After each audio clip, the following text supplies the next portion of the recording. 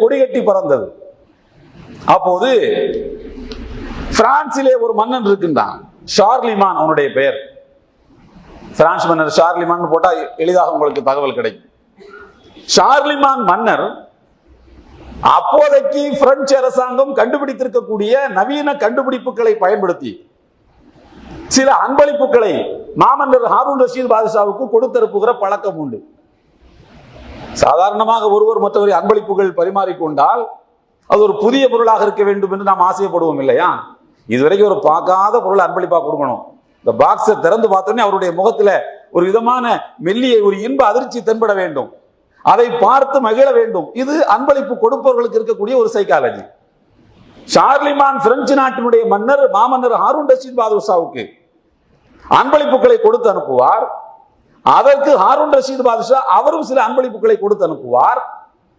இதை வரலாற்று மொழிகள் எப்படி சொல்கின்றன என்றால், அந்த நேரத்திலே பிரெஞ்சு நாட்டினுடைய மக்கள் எல்லாம் யானை என்ற ஒரு படைப்பு உலகத்திலே இருக்க முடியுமா என்று விவாதம் நடத்தி கொண்டிருந்தார்களா? யானையா? அதற்கு ஒரு தும்பிக்கையா? மூக்கு அவ்வளவு பெருசு இருக்குமா? கால் எப்படி இவ்வளவு பெருசு கால் இருக்க முடியுமா? இவ்வளவு உயரமான ஒரு படைப்பு எப்படி இருக்க முடியும்? அது எப்படி மரங்களை இழுத்து செல்லும்? அது எப்படி கற்களை தூக்கி செல்லும் என்று யானையை நம்ப முடியாத ஒரு படைப்பாக அவர்கள் நினைத்துக் கொண்டிருந்த நேரத்தில் மாமன்னர் ஹாரூன் ரஷீத் பாதுஷா ஷார்லிமான் மன்னருக்கு ஒரு யானையை கொடுத்து அனுப்பினார். அந்த ஆள் மிரண்டே போயிட்டான் யானையை பார்த்து. பின்ன இன்னொரு காலகட்டம் வந்தது. மாமன்னர் ஹாரூன் ரஷீத் பாதுஷா, அது வரலாற்றிலே துல்லியமாக 797 ஹிஜ்ரி என்று சொல்கிறார்கள்.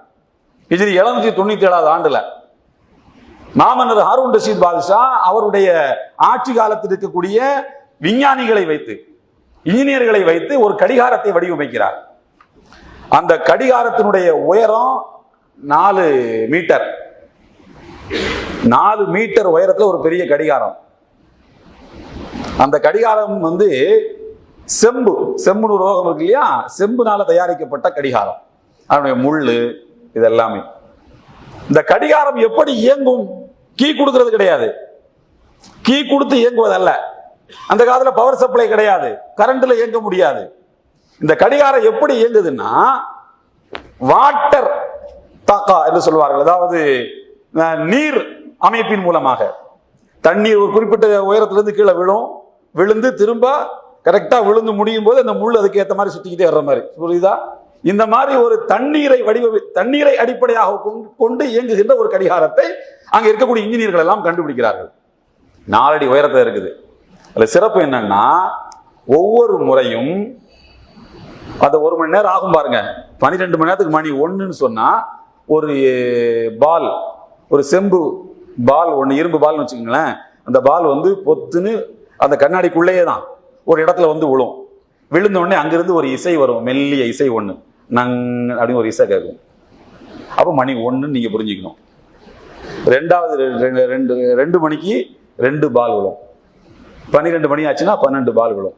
இது அரசவை முழுக்க அப்படியே அந்த முழுக்க கேட்கிற மாதிரி ஒரு மெல்லிய, ரொம்ப இரிட்டேட் பண்ற மாதிரி இல்லாம ஒரு மெல்லிய ஓசை வரும் மாதிரியான ஒரு கடிகாரத்தை உருவாக்கி ஷார்லிமான் மன்னருக்கு கொடுத்து அனுப்புகிறார். அது மட்டும் கிடையாது, இந்த சத்தம் கேட்டுக்கிறதோடு மட்டும் இல்லாம, சத்தம் கேட்காதவன், காது கேட்காதவன் மன்னருடைய அவையில வந்திருந்தால் அவனுக்கு நேரம் தெரியணும்ல.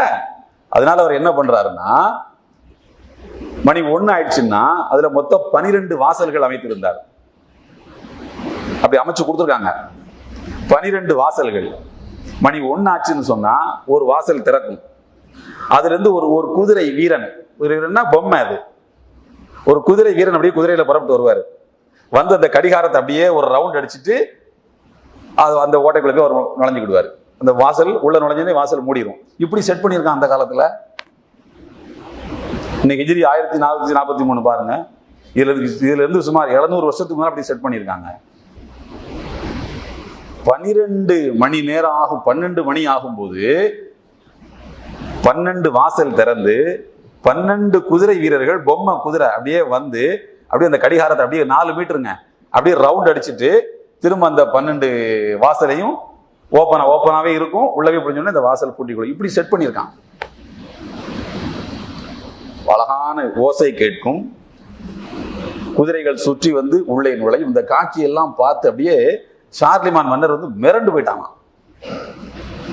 அப்ப இருக்கக்கூடிய அங்கே இன்ஜினியர்கள் இருப்பாங்கல்ல, பிரெஞ்சு நாட்டில் இன்ஜினியர்கள் இருப்பார்கள் அல்லவா? இது மாதிரியான நவீன கண்டுபிடிப்புகளை எல்லாம் உங்களால ஏன் கண்டுபிடிக்க முடியல? ஒரு இஸ்லாமிய அரசன் இது போல ஒரு விஞ்ஞான கண்டுபிடிப்பை பயன்படுத்தி எனக்கு இப்படி ஒரு கடிகாரத்தை பரிசளித்து இருக்கின்றான், உங்களால ஏன் முடியவில்லை என்கிற கேள்வி மன்னருக்கு வருது. இப்ப என்ன ஆச்சுன்னா, அங்கே இருக்கக்கூடிய பிரெஞ்சு நாட்டில் இருக்கக்கூடிய கிறிஸ்தவ பாதிரிகள் எல்லாம் ஒன்று சேருகிறார்கள். ஒன்று சேர்ந்து ஷார்லிமான் மன்னன்ட்ட சொல்றாங்க, அங்க பாரு, உனக்கு அந்த இஸ்லாமிய மன்னன் கொடுத்தனுப்புற அன்பளிப்புகளை எல்லாம் பார்த்தீங்கன்னா எல்லாம் ரொம்ப பிரம்மாண்டமா இருக்கு. யானை அவன் பார்த்து அதில் கேள்விப்பட்டிருக்கான், அவ்வளவுதான், பிரம்மாண்டமா இருக்கு. இப்போ ஒரு கடிகாரத்தை கொடுத்து அனுப்பியிருக்கிறான், அதை பார்த்தா பிரம்மாண்டமா இருக்கு, நம்ப முடியல. இஸ்லாமியர்கள் ஏதோ ஒன்று பண்றாங்க போல் தெரியுது. இந்த வாட்சுக்குள்ள ஏதாவது தீய சக்திகள் இருக்கிறதா என்று சோதித்து பார்க்க வேண்டும். ஷைத்தான் இருக்குதான்னு சோதித்து பார்க்கணும். அவன் உள்ள ஷைத்தானை வச்சு அனுப்பியிருக்கிறாரு ஹாரூன் ரஷீது. அதனால இதை சோதித்து பார்க்க வேண்டும் என்று மன்னனுக்கு ஐடியா கொடுக்கிறார்கள். சரின்னு ஒத்துக்கொண்டு அதை உடைக்கிறதுக்கு சார்லி மன்னர் ஒத்துக்கிட்டாரு. கோடாரிகளை எல்லாம் கொண்டு வந்து பாதிரிகளை உடைக்கிறாங்க. உடைச்சு பார்த்தா உள்ள என்ன இருக்கும்? தண்ணி இருக்கும். ஏன்னா வாட்டர் மேனேஜ்மெண்ட் தானே, அது தண்ணீரை பயன்படுத்தி தானே அந்த கடிகாரத்தை சுழற்சி முறையில் இந்த முள்ளு இயங்குற மாதிரி செட் பண்ணியிருக்காங்க. உள்ள உடைச்சு பார்த்தா தண்ணி இருக்குது, உலோக பால் இருக்குது, செம்பு பால் இருக்கிறது, அந்த ஓடுறதுக்கு முள் இருக்குது, அந்த குதிரை வீரர்கள் எல்லாம் பொம்மை உடைச்சா அது பேசாமல் உடஞ்சிக்கிட்டு இருக்குது. அதுக்கப்புறம் தான் தெரிஞ்சுது, ஆஹா, இது வந்து முழுக்க முழுக்க அறிவை பயன்படுத்தி விஞ்ஞானத்தை பயன்படுத்தி தயாரிக்கப்பட்டிருக்கக்கூடிய ஒரு கடிகாரம். சரி, உடைச்சிட்டோம், இது நம்மளே சரி பண்ணிடுவோம் என்று ஷார்லிமான் உத்தரவு போடுறாரு. சரி பண்றதுக்கு, உடைக்கிறதுக்கு முடிஞ்சவனுக்கு சரி பண்றதுக்கு எப்படி முடியும்? உடைக்கிறது ஈஸி, சரி பண்றது எவ்வளவு கஷ்டம். சரி பண்ணி பார்க்கறான், அதை அங்க தூக்கி வைக்கிறான், இதை அங்க தூக்கி வைக்கிறான், அதுக்கு ஞானம் வேணும்ல. அந்த ஞானம் உள்ள அங்க இல்ல, சரி பண்ண முடியல. கடைசியா எல்லா பாதிரிமார்களும் சேர்ந்து வேற வழியே கிடையாது, இது அப்படியே உடைஞ்சதெல்லாம் பார்சல் பண்ணி ஹாரூன் ரஷீதுக்கே அனுப்புவோம், அவர் அதை சரி பண்ணி தருமாறு ஒரு இடத்திலே கேட்டுக்கொள்வோம், அவர் சரி பண்ணி தருவார், மறுபடியும் நாம் என்ன செய்யலாம், அலங்காரமாக ஆகிய பத்திரமாக அதை நம்ம அரசவையில வைத்துக் கொள்ளலாம், கம்பீரமாக இருக்கும். அதற்கு ஷார்லிமான் மன்னர் சொன்ன வார்த்தை தான் வரலாற்றில் ரொம்ப முக்கியமான வார்த்தை. அவர் சொல்லுகிறார், என்ன ஒரு பெரிய மன்ன மரியாதைக்குரியவன் மாண்புக்குரியவன் அப்படின்னு நினைச்சு எனக்கு ஒரு பெரிய அன்பளிப்பு அந்த ஆளு ஒரு நவீன உத்திகளை பயன்படுத்தி விஞ்ஞானிகளை வரவழைச்சு அதை கண்டுபிடிச்சு எனக்கு தந்திருக்கிறான். நம்முடைய அறியாமையின் காரணமாக அவனை நம்ம மேல அன்பு வச்சு தான் அன்பளிப்பு தந்திருக்கிறான். அவனை நம்ம தீய சக்தியை நினைச்சுக்கிட்டு, வேண்டாதவன் நினைச்சு, எதிரி நினைச்சு அதை உடைச்சு உள்ள செக் பண்ணி பார்த்ததுனாலதான் இது உடைஞ்சு போச்சுன்னு தெரிஞ்சா அந்த ஆள் நம்மளை என்ன நினைப்பான்? நம்ம என்ன நினைப்பான்? அந்த ஆளு ஹாரூன் ரஷீத் நம்மளை என்ன நினைப்பாரு? இவ்வளவு பெரிய வடிகட்டுன்னு விட்டா போயிடும்னு நினைப்பாரு. நம்ம மேல இருக்கிற கொஞ்சம் நெஞ்ச மரியாதையும் போயிடும். அதனால அப்படி இருக்கட்டும். அபு சகோதரர்களே, நான் இதை எதற்கு உங்களுக்கு சொல்லி காட்டுகிறேன் என்று சொன்னால், விஞ்ஞானத்தில் அப்படி முஸ்லிம்கள் கொடிகட்டி பறந்திருக்கிறார்கள். ஒரு காலகட்டத்தில் ஐரோப்பிய உலகம் முஸ்லிம்களை பார்த்து மிரண்டு போயிருந்திருக்கிறது. ஆனால் இன்றைக்கு நிலைமை என்ன? எந்த விஞ்ஞான கண்டுபிடிப்புகளும் அங்கிருந்து வந்தால் முஸ்லிம் சமுதாயம் அதை கண்ணை பொத்தி ஏற்றுக்கொள்ளுகிற நிலையில் நாம் இருக்கின்றோம்.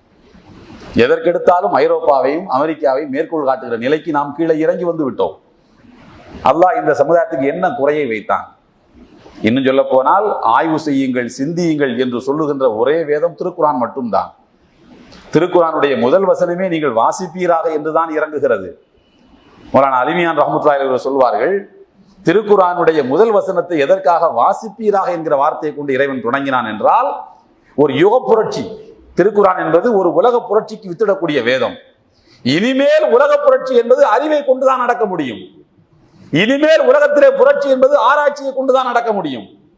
இனிமேல் உலகத்திலே புரட்சி என்பது புஜபலத்தை கொண்டல்ல, அறிவு பலத்தை கொண்டுதான் நடக்க முடியும் என்று காட்டுவதற்குத்தான் எல்லாம் வல்ல அல்லாஹ் தஆலா ஓதுவீராக, வாசிப்பீராக, படிப்பீராக என்று சிந்திக்க நம்மை தூண்டி அந்த இறுதி வேதத்தை இறக்கி வைத்தான் என்று சொல்லுகிறார். அன்புக்குரியவர்களே, இன்றைக்கு நமக்கு முன்னால் மிகப்பெரிய சவால்கள் இருக்கின்றன. இந்த சவால்களை முஸ்லிம் சமுதாயம் எப்படி எதிர்கொள்ள போகிறது என்று தெரியவில்லை. இஸ்லாத்துக்குள்ளேயே முஸ்லிம்களை வீழ்த்துவதற்கான கையாள்கள் புகுத்தி வைக்கப்படுகின்றார்கள். முஸ்லிம் சமுதாயத்தினுடைய வலிமையை குறைப்பதற்கு இங்கிருந்தே குரல்களை எழுப்புவதற்குரிய ஆட்களை கண்டுபிடித்து வைத்திருக்கின்றார்கள். முஸ்லிம்களுடைய வாக்கு வங்கிகளை சிதைப்பதற்கு இங்கிருந்தே குரல்களை எழுப்ப வைக்கின்றார்கள். முஸ்லிம் சமுதாயத்தினுடைய ஒற்றுமையை சிதைப்பதற்கு இங்கிருந்தே ஆட்களை கண்டுபிடிக்கின்றார்கள். ஒரு மோசமான மார்க்கம் என்கிற கருத்தை விதைத்திருக்கிறார்கள். அதை எப்படி மாற்றுவது? யாரோ 4-5 பேர் சேர்ந்து 4 பேச்சாளரை சேர்ந்து மாத்திர முடியாது. கிரவுண்ட் லெவல்ல, கிராஸ் ரூட்ல ஒவ்வொருவரும் அந்த மாற்றத்துக்கான விதையாக இருப்பதற்கு முயற்சிக்க வேண்டும். எல்லாம் வல்ல அல்லாஹ் தஆலா அதற்குரிய சிந்தனை ஆற்றலையும் உடல் வலிமையையும் நம் அனைவருக்கும் தந்தருள் புரிவானாக. அதற்காக உழைக்கக்கூடிய நல்ல எண்ணத்தையும் அதற்குரிய நல்ல நேரங்களையும் எல்லாம் வல்ல அல்லாஹ் நம் அனைவருக்கும் தந்தருள்வானாக. வாஹிரு தஅவானா அல்ஹம்துலில்லாஹி ரப்பில் ஆலமீன். அஸ்ஸலாமு அலைக்கும் வரஹ்மத்துல்லாஹி வபரகாத்துஹு.